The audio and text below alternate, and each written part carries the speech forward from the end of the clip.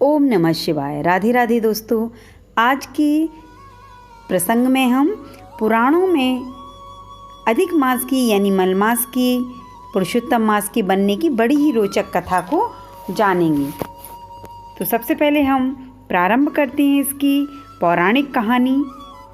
कहते हैं कि दैत्यराज हिरण्यकश्यप ने अमर होने के लिए तप किया और ब्रह्मा जी ने प्रकट होकर के वरदान मांगने के लिए हिरण्यकश्यप को बोला।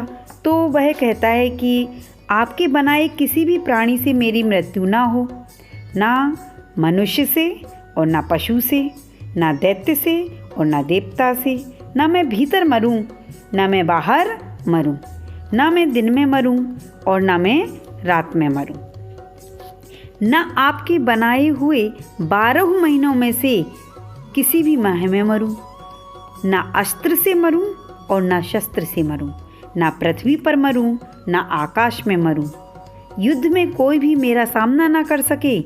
आपके बनाए हुए समस्त प्राणियों का मैं एक छत्र सम्राट हूँ। तब ब्रह्मा जी ने कहा तथास्तु, यानी ऐसा ही हो। फिर जब समय बीता तो हिरण्यकश्यप का अत्याचार बढ़ गया और उसने कहा कि विष्णु का कोई भक्त धरती पर नहीं रहना चाहिए। तब श्री हरि विष्णु भगवान की माया से उनका पुत्र प्रहलाद ही विष्णु भक्त उत्पन्न हुआ और उसकी जान बचाने के लिए प्रभु ने सबसे पहले 12 को 13 माह में बदलकर अधिक मास बनाया।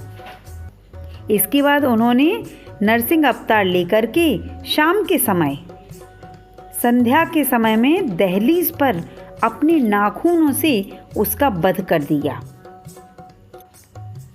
यहाँ तो ये जो मैंने आपको कथा सुनाई है वो है अधिक मास के बनने की कथा। अब इसके आगे की कथा को हम जानेंगे।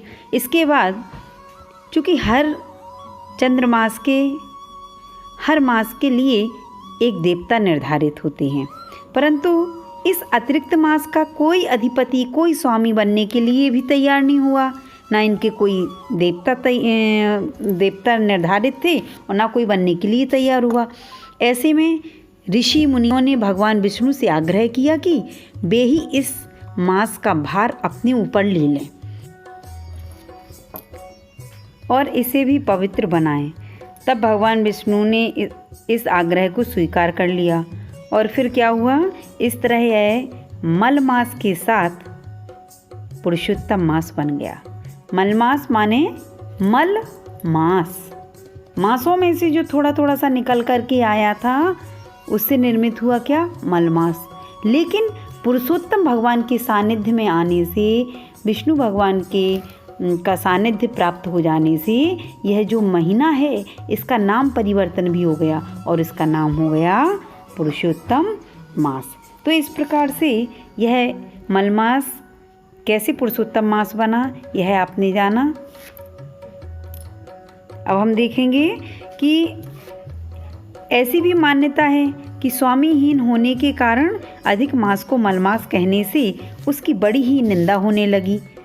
इस बात से दुखी होकर के मलमास श्री हरि के पास गया और उसको अपनी व्यथा, जो उसकी व्यथा की कथा थी, उसको सुनाया। तब श्री हरि विष्णु भगवान ने उसे लेकर के गौलोक पहुँचे। विष्णु भगवान कहाँ पहुँचे, गौलोक लेकर के पहुँचे और गौलोक में भगवान श्री कृष्ण ने मलमास की व्यथा जानकर उसे वरदान दिया, अब से मैं तुम्हारा ही स्वामी हूँ। ऐसा वरदान किसने दिया, श्री कृष्ण भगवान ने। ये कहाँ पहुँचा था, गौलोक में। तो गौलोक में भगवान श्री कृष्ण ने मलमास की व्यथा को जान करके उसे वरदान दिया और कहा अब से मैं तुम्हारा स्वामी हूँ। इससे मेरे सभी दिव्य गुण तुम में समाविष्ट हो जाएंगे। मैं पुरुषोत्तम के नाम से विख्यात हूँ और मैं तुम्हें अपना यही नाम दे रहा हूँ। आज से तुम भी मलमास की बजाय पुरुषोत्तम मास के नाम से जाने जाओगे। इसलिए प्रति तीसरे वर्ष में तुम्हारे आगमन पर जो व्यक्ति श्रद्धा भक्ति के साथ कुछ अच्छे कार्य करेगा उसे कई गुना पुण्य का फल प्राप्त होगा।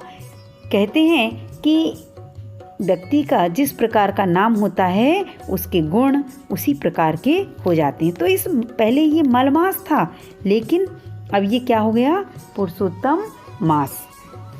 इस प्रकार भगवान ने अनुपयोगी को हो चुके उस महीने को, अधिक मास को क्या किया, धर्म और कर्म के लिए सर्व उपयोगी बना दिया, यानी सबसे उपयोगी बना दिया।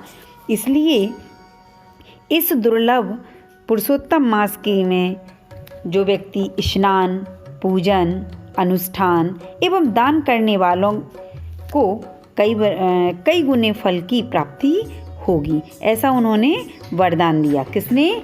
श्री कृष्ण भगवान ने मलमास को। इसलिए इस महीने में जो व्यक्ति पूजा, जप, तप, स्नान, अनुष्ठान, दान और सत्य बोलते हैं, ऐसे कार्यों के उनके 1000 गुना हो जाते हैं। इसलिए प्रत्येक मनुष्य को इस पुरुषोत्तम मास का यथासंभव पालन करना चाहिए। बोलो पुरुषोत्तम भगवान की जय।